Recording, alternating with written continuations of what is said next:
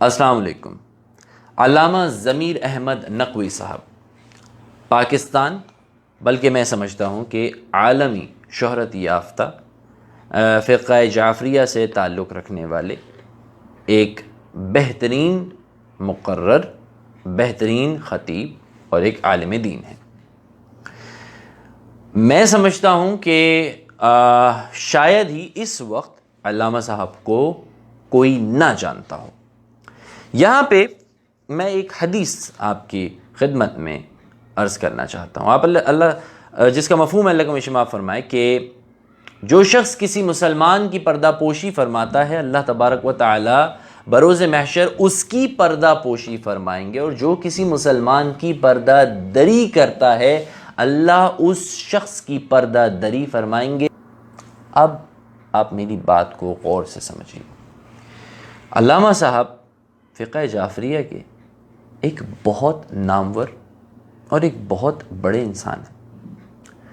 جس طرح سے فیس بک پہ، واٹس ایپ پہ علامہ صاحب کی مذاق میرا تعلق فرقہ جعفریہ سے، اہل تشیع سے نہیں ہے، مگر میں ایک انسان ہوں، میں ایک مسلمان ہوں، میں ایک پاکستانی ہوں، اور میں دیکھ رہا ہوں کہ کس قدر طوفان بدتمیزی لگایا گیا ہے واٹس ایپ پہ، کس قدر طوفان بدتمیزی لگایا گیا ہے فیس بک پہ، صرف اس لیے کہ ان کا انداز آپ کو پسند نہیں آیا۔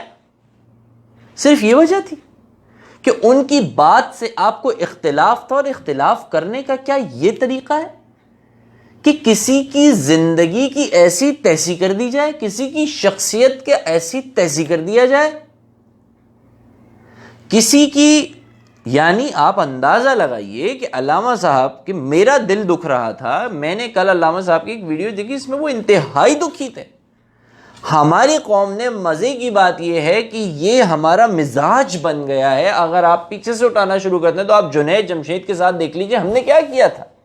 اس جنید جمشید شہید رحمۃ اللہ علیہ، ان بیچارے کی ایک بات سے اختلاف ہوا تھا، ایسا رگڑا کہ 17 سال ایک آدمی نے دین کو دے دیے، سب کچھ ختم کر کے منہ سے غلطی سے نکلا ہوا ایک جملہ پکڑ کے اس کی ایسی تیسی کر ڈالی تھی۔ اسی طرح آپ مولانا طارق جمیل صاحب کو اٹھا لیجیے، اگر انہوں نے کہیں غلطی سے عمران خان صاحب کی تعریف کر دی یا کسی کی تعریف کر دی، ایسا پکڑا ہم نے اس چیز کو، اور ایسی تیسی کرتے ہیں۔ یا ہم آپ وزیر اعظم صاحب کو اٹھا لیں، یا آپ کسی کو بھی اٹھا لیں، کسی کی ماں، بہن، بیٹی کو ہم ذلیل کرنے میں کوئی کسر نہیں چھوڑتے، کسی کی سوشل لائف، پرسنل لائف کی ایسی تیسی کرنے میں کوئی کسر نہیں چھوڑتے۔ یار مجھے بتائیے، ہم مہذب قوم ہیں یا نہیں ہیں، یا بننے کا ارادہ ہے بھی کہ نہیں ہے؟ کیا یہ اختلاف کا طریقہ ہوتا ہے؟ کیا ضمیر احمد نقوی صاحب کی فیملی نہیں ہے؟ کیا ان کے بیوی بچے نہیں ہیں؟ کیا وہ لوگوں سے روزانہ ملتے نہیں ہوں گے؟ کیا ان کا حلقہ احباب نہیں ہے؟ ہم نے اپنی تفریح کی خاطر ان سے اختلاف رائے رکھنے پہ کیا کر دیا ہے سوشل میڈیا پہ؟ چلو مان لیا ان کے پاس کورونا کا علاج ہے یا نہیں ہے، اگر ہوگا بھی، ایک مثال دے رہا ہوں، میں نہیں کہہ رہا ہے یا نہیں ہے، ہوگا بھی، کہ اس طوفان بدتمیزی کے بعد کوئی کچھ بتائے گا، آپ کے فائدے کی بات کرے گا؟ لہٰذا کوئی نہیں کرے گا۔ یار یہ ایک عقل کی بات ہے، کون کرے گا؟ کسی کی آپ ایسی تیسی کر دو اور پھر آپ بولو یار ذرا ڈاکٹر صاحب دوا دے دیں۔ کیسے دے گا ڈاکٹر آپ کو دوا؟ آپ تو اس کو گالیاں دے رہے تھے باہر۔ خدا را میں یہ ہاتھ جوڑ کے گزارش کرتا ہوں، بس کر دیں علامہ صاحب کا مذاق اڑانا، بس کر دو یار۔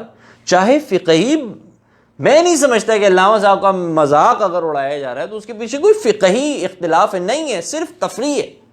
یار تفریح کی بھی حد ہوتی ہے، ایسے نہیں کرو، ایسے نہ کریں آپ۔ میں نے لٹرلی ابھی کل ان کی ایک پرسنل کسی جگہ پہ انہوں نے گفتگو کی، ہی واز ایکسٹریملی ہرٹ، بہت بری طرح سے دکھی ہیں۔ تو خدا کا واسطہ ہے، آپ لوگوں سے گزارش کر رہا ہوں میں، بس کر دیں علامہ صاحب کو مذاق اڑانا، اور بس کر دیں اس مزاج کو۔ کب تک ہم ایک ہی رت کو اپنائے چلے جائیں گے کہ جناب اگر میں کسی شخص سے اتفاق نہیں کرتا تو میں اس کی ماں کی، بہن کی، گھر کی ایسی تیسی کر کے ڈال دوں گا سوشل میڈیا پہ۔ خدا را